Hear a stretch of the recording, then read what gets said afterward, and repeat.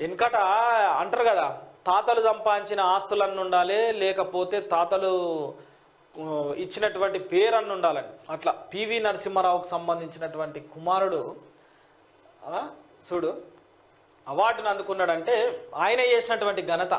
ఆయన ఎన్ని కష్టాలు పడితే రావాలి ఆ స్థాయికి.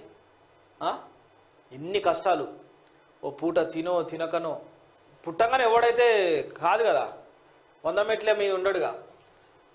మనం కదా అందరి న్యూస్ పెట్టుకొని ఒక్క సబ్స్క్రైబర్, అందరి న్యూస్ ఛానల్ని పెట్టి ఒక్క సబ్స్క్రైబర్ నుంచి మొదలుకొని ఒక్కొక్కటి వస్తే 1000 మంది దేవుళ్ళు అయితే 1000 మంది. అట్లనే ఒక 2 లక్షల మంది ప్రజలకు మాత్రం అందరి న్యూస్ ఉన్నది అనేది ఏ రకంగా అయితే పోయిందో పంపిస్తుంది. మీ అందరి ఆదరణ నడుస్తుంది నాకు. ఇవి V6 వెలుగులో ఉన్నటువంటి వార్తలు. దయచేసి నా విషయంలో ఏదన్నా తప్పిదాలు అనిపిస్తే కామెంట్ రూపంలో లైవ్లో నాకు తెలియజేయండి.